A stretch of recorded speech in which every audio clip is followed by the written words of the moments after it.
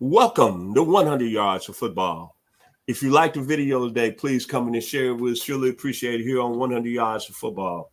I'm your host, Vincent Turner. In today's video, we're going to recap the Dallas Cowboys game last week against the New Orleans Saints, and we're going to preview the Baltimore Ravens and the Dallas Cowboys. If you like the video today, please come in and share it. And joining me today is our special guest. Matter of fact, he might be here weekly with me on 100 Yards Football. So we're going to give you the Dallas Cowboys weekly report. He's coming live out of Houston, Texas today. Special guest, Mr. Jay McLovin. So if you like the video, please come in and share it. How you doing today, Jay? Yeah, Vince, coming off of last week's sad performance that we put up. Like I told you earlier in a previous show, I felt like I was watching the Cowboys versus Jordan Love's Packers in the playoffs. And if you looked at that game, it was almost damn near exact duplicate. And I don't know how you can let go of Dan Quinn, bring in Zimmer, and still have the same damn results. I'll never understand that. I will tell you this. That game last week was twofold problems for the Cowboys. One, poor execution, right? Because there's no reason why Wilson and Carson should be getting blown out. I think it was Olave. I may be wrong on the receiver, but either way, it doesn't really matter who the receiver was. The fact that both of those guys got blown out and neither one of those could defend the pass, and then you leave the tight end on the second touchdown wide open on the end zone with nobody around him. Was that not reminiscent of the Packers? I mean, since I've got PTSD just watching it. It was ridiculous. But let me say this. I said this in a previous show that we were on the NFL show today, actually, with Harper. I specifically talked about, C.J. Stroud being what Lamar Jackson wants to be, but quite honestly isn't, right? When I look at Dak Prescott, the comparison I make to him is Kirk Cousins. He is the black Kirk Cousins. Now you say, what do you mean he is the black Kirk Cousins? Well, I'm going to tell you, Kirk Cousins is beautiful in the regular season. You put that boy on prime time, and it goes to complete dog poo-poo. I'm going to say poo-poo because I'm not going to say the word I want to say because I made a promise to Harper LaBelle that I would clean my act up, and I'm going to do that on today's show. It was poo-poo. Straight poo-poo with extra protein, in all honesty. That Prescott will perform in the regular season, but you put the boy on prime time, and he poops the bed. And if you didn't watch yesterday's or this week's game against the Saints, go back and watch it, and you'll understand exactly what I'm talking about. But I don't want to say it's all on Dak. This is not. It's also on the play call. Clearly, and poor execution on defense. When I look at the game, Dak, for the season, is at 472, 2 touchdowns, 2 interceptions with a QBR of 42.8. Now, the one thing I'm going to give Dak credit for is he's 46 of 71 completions, which gives him a 64.8 completion rate. Now, I'll take this 64.8. I'd much rather be in the 70s, but I'll take this 64.8. What I don't like is the 6 sacks that he's taking. And that really comes down to the offensive line. When you look at the offensive line, there's a lot of number one guys that we have on there, right? Let's start with Guyton, Tyler Guyton, who is 23 years of age, Tyler Smith, who's 23 years of age, Cooper Beebe, who's 23 years of age, and the old veteran of Zach Martin, who's 33 out of Notre Dame. And then you got Terrence Steele, 27.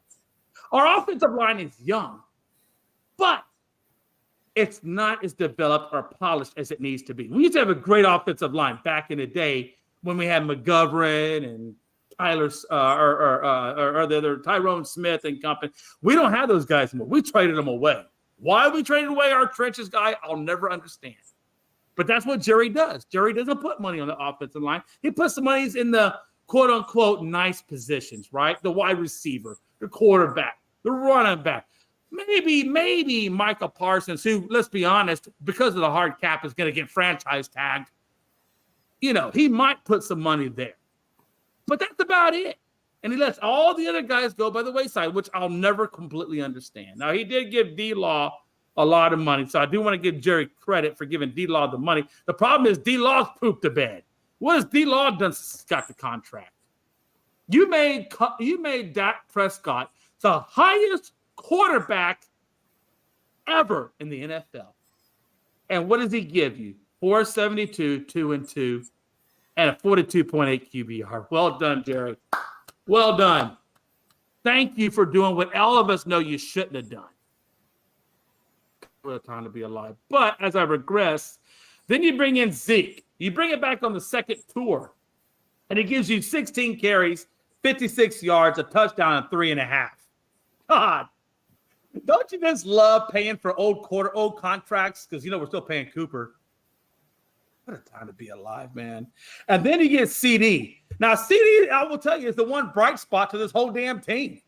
He's giving you 9 receptions, 151 and a touch. But we're not getting him the ball nearly enough. And then you have a guy like Brandon Cooks on your team, which was a great wide receiver for everybody else. But we don't utilize him. We barely even give him the damn rock. You let go of Gallup, but you don't even use him. What? I don't understand this. But, you look at the team stats.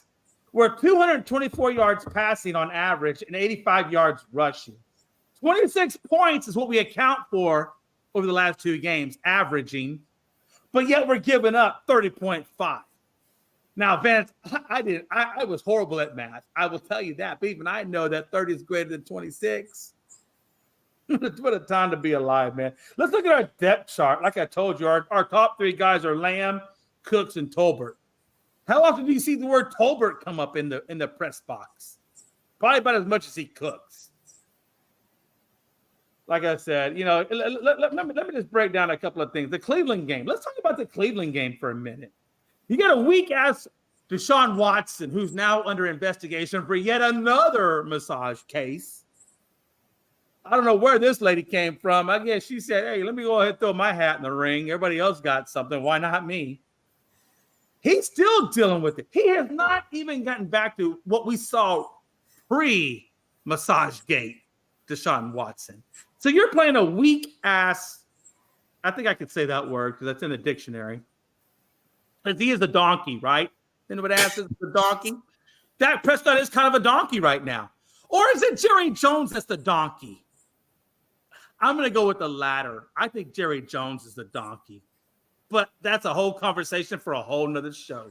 Let's be honest, though. Deshaun Watson was ineffective. Amari Cooper is probably thinking, God, when is my contract up so I can get the hell out of here? Micah Parsons. Zimmer gave you the keys to the defense. I don't know if he lost the keys, if somebody stole the keys, but the damn car never got out of the parking lot to go play the New Orleans Saints. Now, you can say, well, Jay, we didn't have our best cornerback on the field because Bland was on the IR, which is true.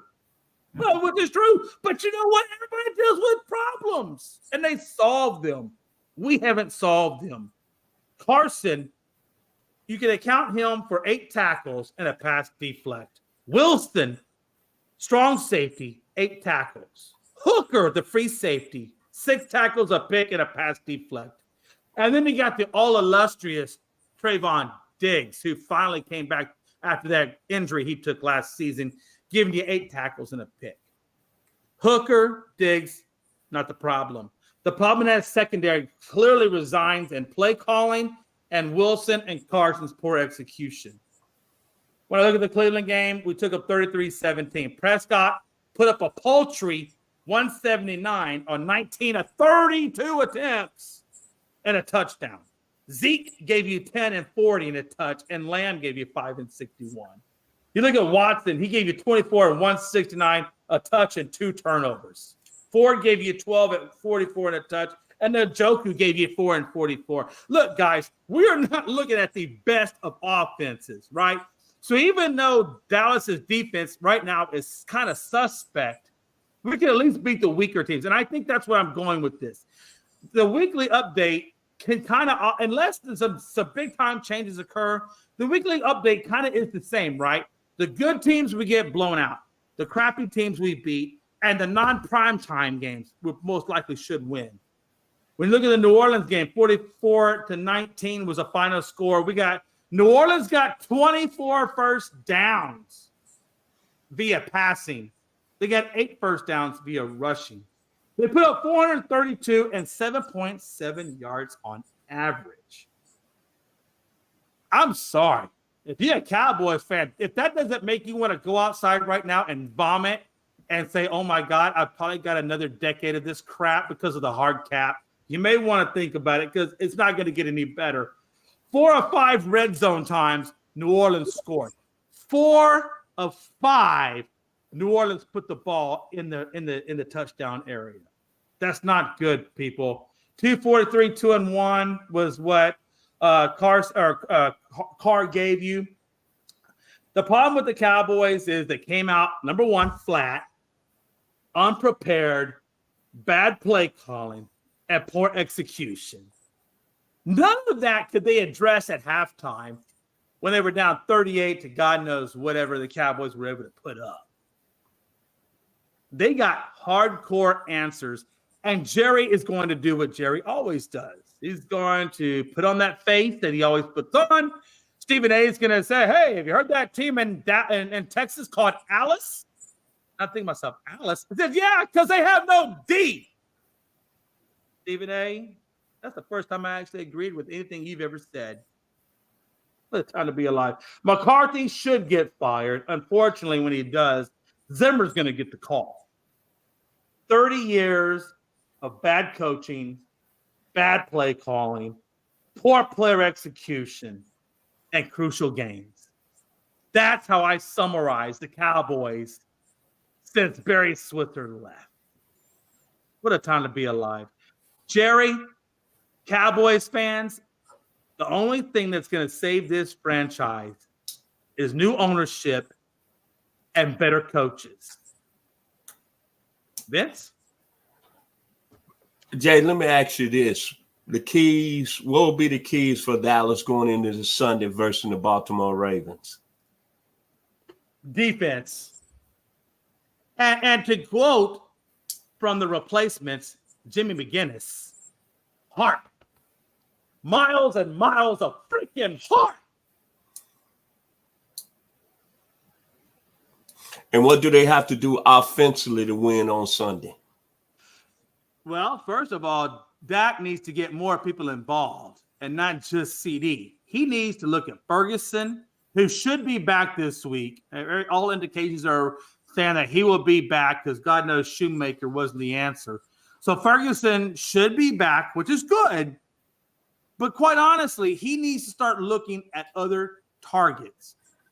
Cooks, for example. Tolbert, for example. I mean, those are 2 guys he needs to get involved in the game. And let's be honest, at this point, I don't want to say, no, I'm not going to say because Zeke is my fantasy quarterback. And if running back. And if I say that who they should put in, I feel like God is going to hear that and curse me. And right now I'm in a good spot. So I'm not going to say what I think needs to happen on that front. You guys can just read between the lines. Final point of the day. Yeah. The final point of the day for me is this team is only going to get better when the coaching changes. Honestly, that's just quite honestly it, because anybody has looked over the last few years of Mike McCarthy knows that we're predictable. We took out Kellen Moore, gave him over to San Diego, finally gets over to Philly to bring in Schottenheimer or Shanahan. I'm sorry. Is it Shanahan? Brian Shanahan, I believe, is our offensive coordinator now. It doesn't even matter who Brian really is, because right now Mike McCarthy is calling the offensive plays. So my final thought is, if we can honestly get better at the defensive secondary, get our tackles playing better, and all honesty, get our wide receivers not named CeeDee Lamb involved, then we probably got a good shot at it. But at the end of the day, it doesn't change until that locker room and the mentality, the dogfight of the locker room changes. The final question of the day, which player that you want to see step up on Sunday against the Baltimore Ravens? Cooks. I want to see Brian Cooks step up. Is it Brandon? I'm sorry. I'm saying my Brandon Cooks. Thank you. Brandon Cooks. I want to see Brandon Cooks step up and be the other guy opposite CeeDee Lamb to get the yardage. If you like the video today, please comment and share. We surely appreciate it here at 100 Yards Football. Mr. Jay McLovin joining us from Houston, Texas. Jay, I got one more point and one more question to end the show today. What would be the score on Sunday between the Dallas Cowboys and the Baltimore Ravens?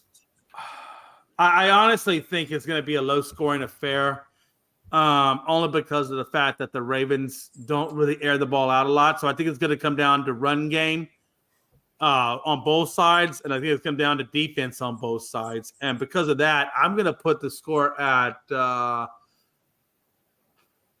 I'll say 21-14, and I'm going to say Dallas because I feel like this game, Dallas is going to bounce back. I do. My final predictions on Sunday is the Dallas Cowboys try to regroup from their beating last week against the New Orleans Saints. I'm predicting Dallas will bounce back 17-14 over the Baltimore Ravens. If you like the video today, please come in and share it. We surely appreciate it here at 100 Yards Football. Special thanks once again to the very talented Mr. Jay McLovin joining us from Houston, Texas to talk about the Dallas Cowboys. It's been our 2024 Dallas Cowboys weekly update. Y'all be blessed here on 100 Yards of Football.